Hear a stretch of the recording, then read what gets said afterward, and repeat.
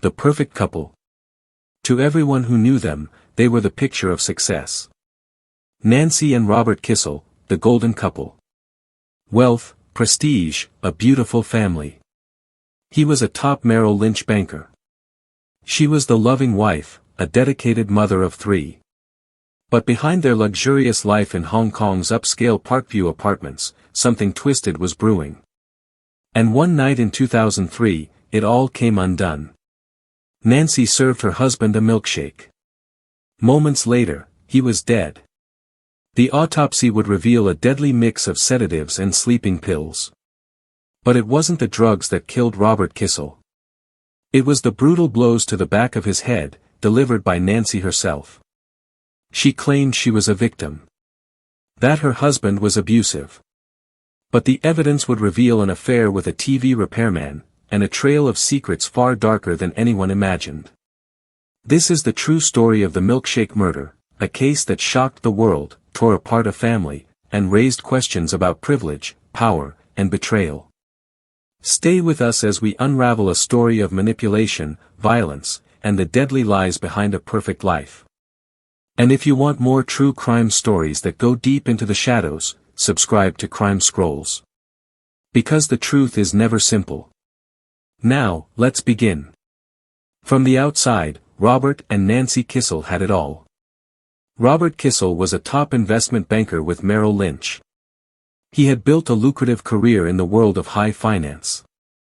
By the early 2000s, he was managing billions in private client assets and had become one of the firm's most trusted financial advisors.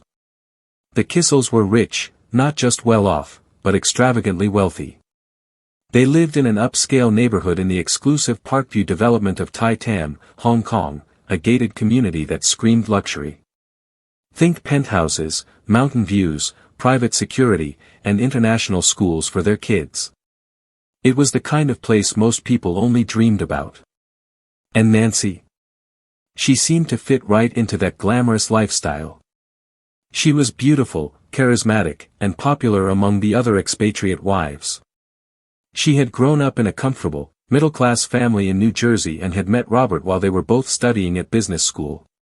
It was a fairy tale story, bright girl meets brilliant banker. They married in 1989 and quickly became the power couple of their social circle. In the fall of 2003, Nancy Kissel's life took a turn, and so did the story. By now, her marriage to Robert was barely holding together. The fights had become routine. She felt ignored, suffocated, and emotionally abandoned. On the surface, they still played their roles, successful husband, supportive wife, but inside their luxury apartment, the coldness between them was unbearable. And then, someone new entered Nancy's life. His name? Michael Del Priore. He wasn't a banker, or a CEO, or a high-powered executive. He was a blue-collar technician. A TV and audio repairman who had come to fix the home theater system in the Kissel residence. Michael was everything Robert wasn't. He was soft-spoken, warm, attentive. And most importantly, he listened to her. They started talking. A quick conversation here, a little longer next time. Then Nancy began requesting him personally for maintenance visits. She said her kids liked him. That he was trustworthy. But soon, it became clear, there was something more. Behind closed doors, a secret affair began. Nancy and Michael would meet in private. She would visit his small apartment on the other side of the city, far from the manicured lawns of Parkview.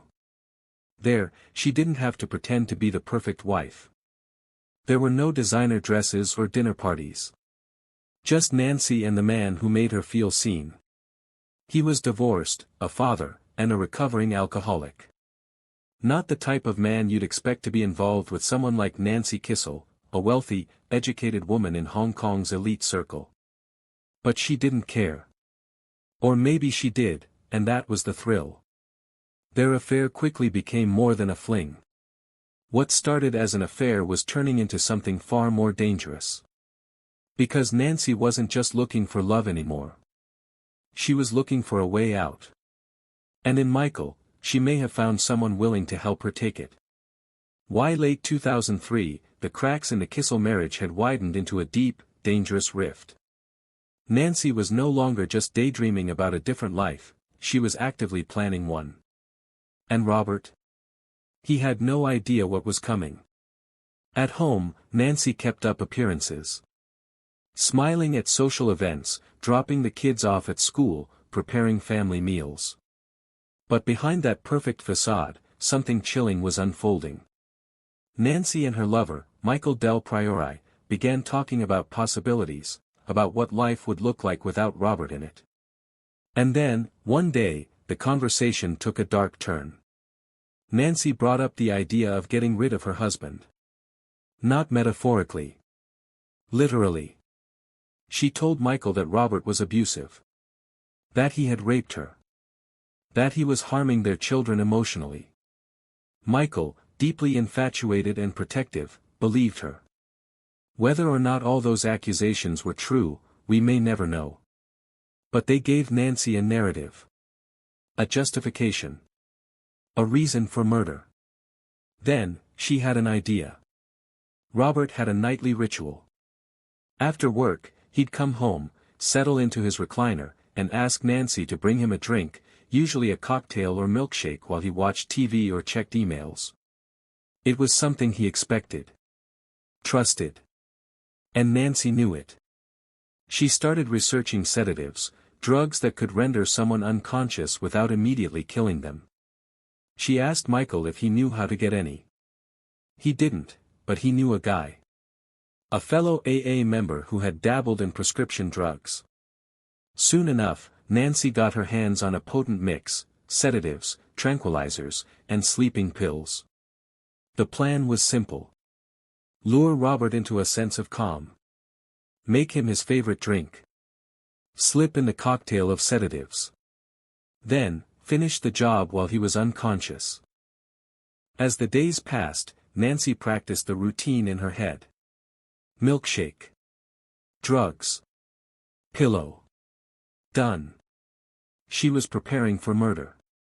And all the while, Robert had no idea the woman he once fell in love with, the mother of his children, was plotting his death with her lover. It was a quiet Sunday evening in Hong Kong. The air was still, almost too still, like the calm before a storm. Inside the Kissel's luxury apartment at the Parkview complex, Nancy was putting the final pieces of her plan into motion. Obert had come home from work exhausted, another long day in the high-pressure world of finance. His routine never changed. After putting his things down and changing into something comfortable, he settled into his favorite recliner in the TV room. Nancy approached him with a soft smile, carrying a tray. "Here you go," she said. On that tray was his nightly indulgence, a rich, creamy milkshake. But this one was different. Inside that milkshake was a lethal mix of sedatives. Zolpidem. Lorazepam. And others, crushed into a fine powder, tasteless, colorless, and devastating. Robert, unsuspecting, took the glass. He sipped. And sipped. Tea first, he seemed drowsy. But it quickly escalated. His body went limp. His head tilted. Eyes rolled back. He was no longer conscious. Nancy stood over him. This was it. She grabbed a heavy metal ornament. Something blunt. Cold. Silent. And then she struck. Not once. Not twice. But at least 4 times. Nancy didn't panic. She cleaned herself up. Took deep breaths. Then, incredibly, she began dragging Robert's body down the hall. She pulled him into the bedroom. Opened up a large carpet storage bag. And stuffed his body inside. For the next few days, no one knew what had occurred behind the closed doors of apartment 5A. Nancy would tell people that Robert had gone on a sudden business trip. That he'd left in a hurry. Even sent herself emails from his account to make it look like he was alive and away. The first thing people noticed wasn't the silence. It was the smell. Neighbors noticed. The building staff noticed. But at first, no one said anything. After all, it was the Kissels. Wealthy. Important. Private. Who were they to question? But as days passed, the smell only grew worse. And then Nancy made her first mistake. She called the building maintenance staff. She told them she was having a rat problem, and needed help moving a heavy carpet bag from the bedroom to the storage locker. The staff came. They entered the apartment. And the smell hit them like a wall. They didn't say anything to Nancy in the moment. But as soon as they left, they called security. Security alerted management. Management called the police. They asked to look around. Nancy refused. They insisted. And then they opened the bedroom door. There it was, the large carpet bag, zipped shut, sitting silently in the corner. The moment they unzipped it, everything changed. Inside, curled in a fetal position, was Robert Kissel's decomposing body. And for the first time since that milkshake, she looked scared. Not shocked. Not emotional. Scared.